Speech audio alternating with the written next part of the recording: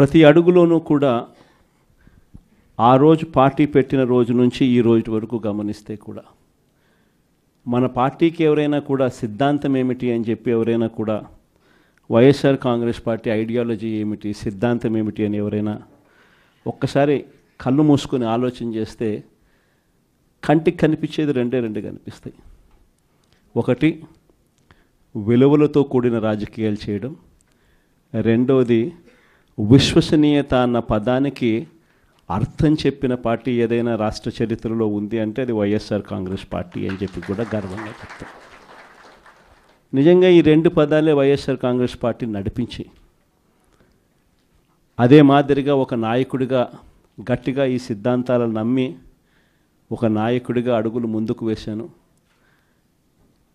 నాలో ఈ గుణాలను చూసి మీరంతా కూడా నాకు తోడుగా ఇన్ని సంవత్సరాల పాటు అడుగు వేశారు.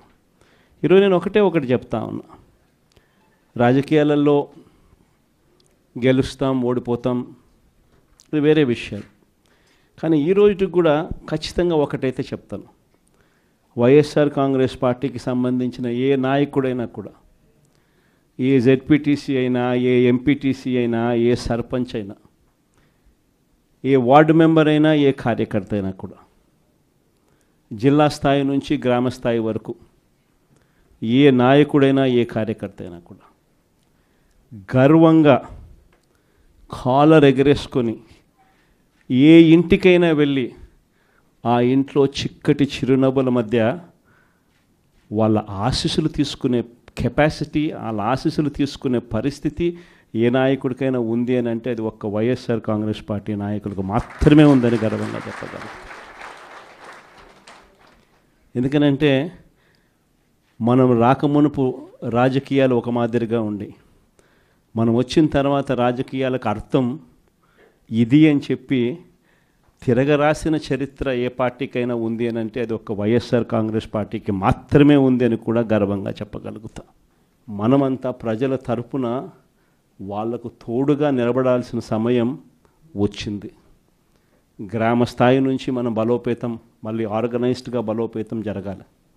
జిల్లా స్థాయిలోనూ, మండల స్థాయిలోనూ, గ్రామ స్థాయిలోనూ, ప్రతి స్థాయిలోనూ కూడా మనమంతా కూడా క్యాడర్ను మొత్తం ఏకం చేయాలి, ఆర్గనైజ్డ్ పద్ధతిలోకి తీసుకొని రావాలి.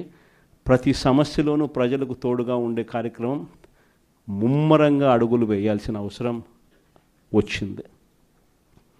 ఈరోజు జరుగుతూ ఉన్న పరిస్థితులు, విషయాలు కూడా మీ అందరికీ కూడా తెలుసు. రెడ్ బుక్ రాజ్యాంగంలో ఎలా జరుగుతూ ఉన్నాయన్నది కూడా మీ అందరికీ కూడా తెలుసు. చంద్రబాబు నాయుడు గారు అనే వ్యక్తి ముఖ్యమంత్రిగా ఉన్నాడు. మామూలుగా ముఖ్యమంత్రిగా ఉన్న వ్యక్తికి ఒక హుందాతనం ఉంటుంది. ఈ మనిషికి ఆ హుందాతనం లేదు. ఈ మనిషికి ఏదైనా కూడా తాను ముఖ్యమంత్రి కాబట్టి ఏ పదవైనా తనకే కావాలి, తనకు సంఖ్యాబలం లేకపోయినా తనకే కావాలి అన్న అహంకారంతో ఈరోజు చంద్రబాబు నాయుడు రెడ్ బుక్ పాలన సాగిస్తూ ఉన్నాడు. 57 చోట్ల జరిగితే 7 చోట్ల ఎన్నికను వాయిదా వేశారు. ఎందుకనంటే అక్కడ చంద్రబాబు నాయుడుకు గెలిచే వాతావరణం కనిపించక ఆ 7 చోట్ల ఎన్నికలు వాయిదా చేశాడు. మరో 50 చోట్ల ఎన్నిక పెట్టని పరిస్థితి, పెట్టాల్సిన పరిస్థితిలో, ఖచ్చితంగా పెట్టాల్సిన పరిస్థితిలో, ఎన్నికలు జరపాల్సిన పరిస్థితిలో జరపాల్సి వచ్చింది. ఆ వచ్చిన చోట్ల కూడా 50 చోట్లలో 39 చోట్ల వైఎస్ఆర్సీపీ క్యాడర్ తెగింపుతో గట్టిగా నిలబడింది. నిజంగా ఆ తెగింపు వైఎస్ఆర్సీపీ క్యాడర్ చూపించింది కాబట్టి చంద్రబాబు నాయుడు గారు ఏమీ చేయలేకపోయాడు. ఎంత దారుణంగా చంద్రబాబు నాయుడు గారు అనే వ్యక్తి ప్రవర్తిస్తూ ఉన్నాడు అన్నదానికి నిదర్శనం. ఎక్కడా కూడా చంద్రబాబు నాయుడు గారికి మెజారిటీ లేదు. ప్రతి చోట కూడా వైఎస్ఆర్సీపీ కోవిడ్ తర్వాత జరిగిన ఎన్నికలు, అంటే 2 ఏళ్ల తర్వాత జరిగిన ఎన్నికల్లో, 2.5 సంవత్సరం 2.5 సంవత్సరం తర్వాత ఎన్నికలు జరిగాయి. ఆ ఎన్నికల్లో వైఎస్ఆర్ కాంగ్రెస్ పార్టీ స్వీప్ చేసిన పరిస్థితులు మనందరికీ కూడా తెలుసు. ఎక్కడా కూడా చంద్రబాబు నాయుడుకు బలం లేదు. బలం లేకపోయినా కూడా చంద్రబాబు నాయుడు గారు ఆయనకున్న అహంకారంతో ప్రలోభాలు పెడుతూ, భయపెడుతూ, విచ్చలవిడిగా ఏ రకంగా చంద్రబాబు నాయుడు గారు రెడ్ బుక్ రాజ్యాంగంలో ప్రతి పదవి తనకే కావాలి అని చెప్పి తపన పడుతూ చంద్రబాబు నాయుడు గారు ఏ రకంగా చేశారు అన్నది మనమంతా కూడా చూసాం. ఎందుకు చంద్రబాబు నాయుడు గారు ఇవన్నీ చేస్తూ ఉన్నారు అనే దానికి ఒక్కొక్కసారి నాకు అర్థం కాల. ఎందుకు అబ్బాయి మనిషికి బలం లేదు, సంఖ్యాబలం లేదు, లేకపోయినా కూడా ఎందుకు ఇంత దౌర్జన్యాలు చేస్తా, ఇంత అప్రజాస్వామికంగా ఎందుకు చేస్తూ ఉన్నాడు అని చెప్పి. ఎందుకు చేస్తూ ఉన్నాడో తెలుసా? కారణం వైఎస్ఆర్ కాంగ్రెస్ పార్టీ అంటే చంద్రబాబు నాయుడుకు భయం. వైఎస్ఆర్ పార్టీ కార్యకర్త అంటే చంద్రబాబు నాయుడు గారికి భయం.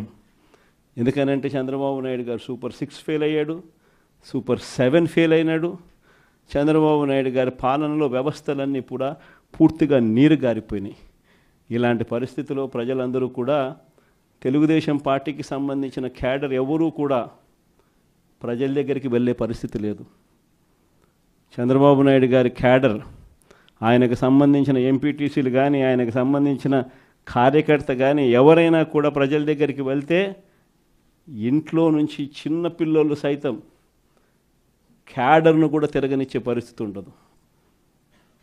క్యాడర్ను సైతం, చిన్నపిల్లలు సైతం ఇంటికి పోతూనే మా 15,000 సంగతి ఏమిటి అంటారు. అమ్మలు మా 18,000 సంగతి ఏంటి అని అంటారు. వాళ్ళ అమ్మలు మా 48,000 సంగతి ఏమిటి అంటారు. ఇంట్లో రైతన్నలు మా 26,000 సంగతి ఏమిటి అని, ఉద్యోగం ఎతికే పిల్లలు మా 36,000 సంగతి ఏమిటి అని చెప్పి ఇలా ప్రతి ఒక్కరూ ఇంట్లో ప్రశ్నిస్తారని కనీసం క్యాడరు, కనీసం ఇండ్లకు కూడా పోని పరిస్థితిలో చంద్రబాబు నాయుడు గారి పార్టీ ఈరోజు పరిపాలన సాగిస్తూ ఉంది. ఇలాంటి పరిస్థితుల్లో చంద్రబాబు నాయుడు గారిని ప్రశ్నించే స్వరం ఉండకూడదు అని రాష్ట్ర వ్యాప్తంగా ఒక భయానక వాతావరణం క్రియేట్ చేసే కార్యక్రమంలో భాగంగా ఇవన్నీ కూడా చంద్రబాబు నాయుడు గారు చేయిస్తూ ఉన్నాడు. ప్రజాస్వామ్యంలో ఎప్పుడూ కూడా మనుషులకు మంచి చేయాలి, మనుషులకు మంచి చేసి వాళ్ళ గుండెల్లో స్థానం సంపాదించుకొని, వాళ్ళ మనసుల్లో స్థానం సంపాదించుకొని ఒక నాయకుడు అనేవాడు పాలన చేయాలి. కానీ అలా చేయకుండా అధికారం ఉంది కానీ అని చెప్పి దురహంకారంతో ఏ నాయకుడైనా కూడా ప్రవర్తించినప్పుడు ప్రజలు, దేవుడు ఇద్దరు కూడా ఖచ్చితంగా మొట్టికాయలు ఇస్తారు. ఆ మొట్టికాయలు ఎంత దారుణంగా ఉంటాయి అని అంటే చంద్రబాబు నాయుడు గారికి నెక్స్ట్ ఎలక్షన్లకు వచ్చేసరికి సింగిల్ డిజిట్స్ కూడా రాని పరిస్థితులకి ఆయన పడిపోతాడు. కాబట్టి ప్రతి ఒక్కరం నేను ఒకటే అడుగుతా ఉన్నా, అందరం ఐక్యంగా ఉందాం. మొన్న కూడా చూసాం, చంద్రబాబు నాయుడు గారు భయపడిచ్చే ప్రయత్నాలు ఎక్కువ చేస్తాడు. మన రామగిరిలో మనం అంతా చూసాం ఏం జరిగిందో. రామగిరి మండలంలో 10 ఎంపీటీసీలు ఉంటే 9 వైఎస్ఆర్సీపీ 9 గెలిచింది. కేవలం తెలుగుదేశం పార్టీ 1 మాత్రమే గెలిచిన పరిస్థితుల మధ్య రామగిరిలో ఉప ఎన్నిక జరిగింది.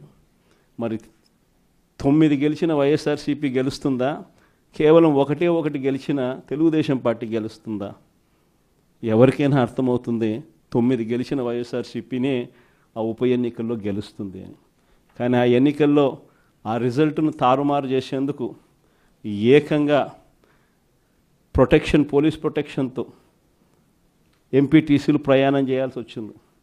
మా ప్రాణాలకు ముప్పు ఉంది, మాకు భద్రత కల్పించని కోర్టుకు పోతే కోర్టు పోలీసు భద్రతతో వారిని ఎలక్షన్ హాల్లోకి తీసుకొని పోమని చెప్తే ఈ పోలీసులు ఎంత అన్యాయంగా తయారయ్యారంటే పోలీసులే ఈ ఎంపీటీసీలను బెదిరించే కార్యక్రమాలు సాక్షాత్తు పోలీసులే చేపట్టారు. రామగిరికి సంబంధించిన అదే మండలానికి సంబంధించిన ఎస్ఐ వీళ్ళ వెహికల్లో ఎక్కుతాడు.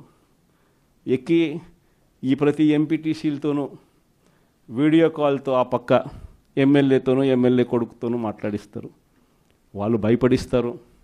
మీ ఇంట్లో మీ అమ్మ మీ నాయన ఇంటికి రావాలంటే ఖచ్చితంగా ఎంపీటీసీ ఎలక్షన్లలో వాళ్లకు అనుకూలంగా ఓటేస్తేనే జరుగుతుందని బెదిరిస్తారు. అయినా కూడా మన ఎంపీటీసీలు ఎక్కడా కూడా తలగ్గకపోయేసరికి ఎలక్షన్ టైం దాటిపోయేదాకా వాళ్ళని తిప్పుతూ ఎంపీడీఓ కార్యాలయానికి తీసుకొని పోకుండా కోరం లేదని ఎన్నిక వాయిదా. తర్వాత వాళ్ళందరినీ పెనుగొండకు తీసుకుపోయారు. అక్కడికి తీసుకొని పోయి అక్కడ వాళ్ళందరినీ బైండ్ ఓవర్ చేసే కార్యక్రమం వీళ్ళు చేస్తారు. ఏమయ్యా ఈ అన్యాయం అని చెప్పి మన పార్టీ జిల్లా అధ్యక్షురాలు ఉషమ్మ గట్టిది స్టీల్ లేడీ అని చెప్పాలి, ఆవిడతో పాటు కంటెస్ట్ చేసిన ఎమ్మెల్యే ఇద్దరు పోయి మా ఎంపీటీసీలు మీరు ఎలా నిర్బంధిస్తారని చెప్పి పెనుగొండలో ఆమె ధర్నా చేస్తే ధర్నా చేసినందుకు వీళ్ళ మీద కేసులు. వీళ్ళు మా పార్టీకి సంబంధించిన మా ఎంపీటీసీలకు తోడుగా నిలబడేదానికి వీళ్ళు పోతే వీళ్ళ మీద కేసులు పెట్టి అరాచకం సృష్టించే కార్యక్రమం ఇద్దరితో ఆగల. మళ్ళీ రామగిరిలో మళ్ళీ ఎన్నిక జరపాల్సి వస్తుంది కాబట్టి భయానక వాతావరణం క్రియేట్ చేయడం కోసం అని చెప్పి లింగమయ్య అని చెప్పి మన పార్టీకి సంబంధించిన ఒక కురుబ నాయకుడు, ఒక బీసీ నాయకుడు ఏకంగా యాక్టివ్గా ఉన్నాడు అని ఆ మనిషిని కొట్టి చంపారు. నిజంగా ఆశ్చర్యం అనిపించింది, బాధ అనిపించింది. ఎందుకు ఈ రాజకీయాలు ఈ స్థాయికి దిగజారుస్తున్నారు అని చెప్పి. అరే మంచి చెయ్యి, సూపర్ 6 హామీ ఇచ్చినాం, సూపర్ 7 హామీ ఇచ్చినాం, పిల్లలకు చేయాల్సిన ఫీజు రీఎంబర్స్మెంట్ బకాయిలు పెండింగ్లో పెట్టు, ఆరోగ్యశ్రీ బకాయిలు పెండింగ్లో పెట్టు, రైతులకు అన్యాయం చేస్తూ ఉన్నాం. ఇవన్నీ సరిదిద్దుకొని మంచి చెయ్యి, ప్రజల మనసుల్లో స్థానం సంపాదించుకుంటే ఆటోమేటిక్లీ ప్రజలు ఓట్లు వేస్తారు. కానీ ఈ మాదిరిగా దిగజారిపోయి మనుషులను చంపే స్థాయిలో రాజకీయాలు చేయడం మొదలు పెడితే, దానికి పోలీసులను ఉపయోగించుకునే కార్యక్రమం చేస్తే వ్యవస్థలు ఎంత దిగజారిపోతాయి అని చెప్పడానికి పూర్వపు రోజుల్లో మనం అంతా బీహార్ గురించి మాట్లాడేవాళ్ళం. బీహార్లో ఎలా ఉండేటివి, బీహార్లో అలా ఉండేటివి అని. ఈరోజు బీహార్ గురించి మాట్లాడాల్సిన పనుల ఆంధ్ర రాష్ట్రం ఎలా ఉంది అని చెప్పి చూస్తే బీహార్ను మించిపోయిన పరిస్థితిలో ఆంధ్ర రాష్ట్రం కనిపిస్తూ ఉంది ఈరోజు ఆంధ్ర రాష్ట్ర పరిస్థితి. ఇలాంటి పరిస్థితుల మధ్య మనం యుద్ధం చేస్తూ ఉన్నాం.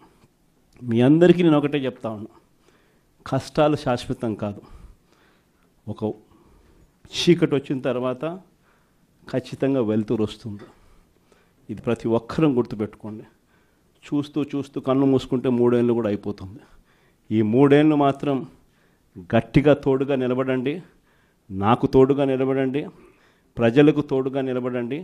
ఆ తర్వాత మళ్ళీ వైఎస్ఆర్ కాంగ్రెస్ పార్టీ మళ్ళీ అధికారంలోకి ఖచ్చితంగా వస్తుంది. ఈసారి జగన్ 2 పాలన ఖచ్చితంగా జరుగుతుందని మాత్రం చెప్తాను.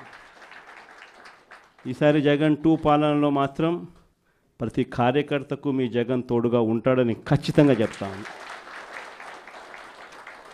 కాబట్టి ఖచ్చితంగా ఈ 3 ఏళ్ళు ప్రజల తరపున నిలబడదాం, ప్రజల కోసం పోరాడదాం.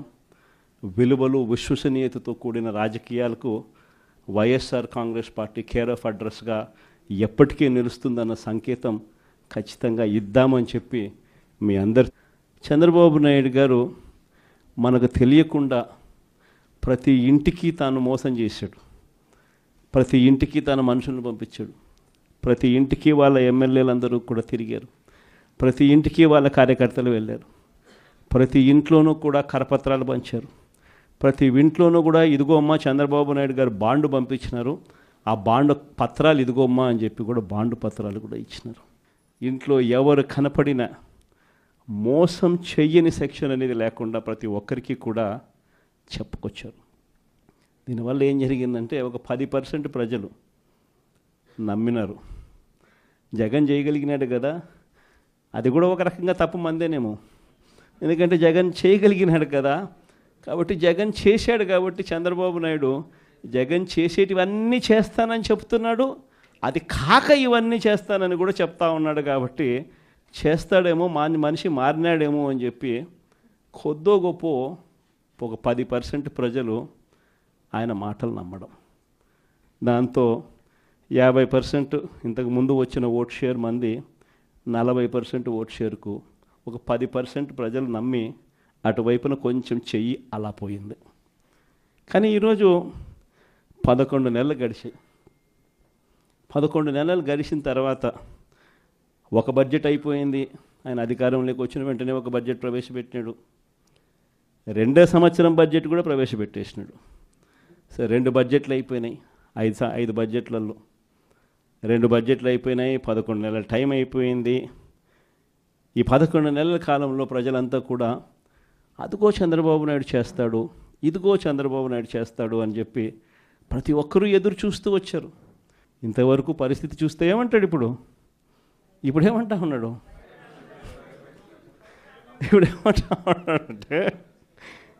ఇప్పుడేమంటా ఉంటే అప్పుడు మాట చెప్పినాను కానీ ఇప్పుడు భయం వేస్తా ఉంది అని అంటున్నాడు. అప్పుడు మాట చెప్పినాను కానీ ఇప్పుడు భయం వేస్తూ ఉందని అంటున్నాడు. అంతటితో ఆగిపోవడంలా చెయ్యకుండా ఉండడం కోసం అబద్ధాలు నోట్లో నుంచి చెయ్యకుండా ఉండడం కోసం, అది కూడా అక్కడ నిజాయితీ లేదు, నీతి లేదు. Subscribe to Social TV Telugu for more videos. Hit the bell icon for faster updates.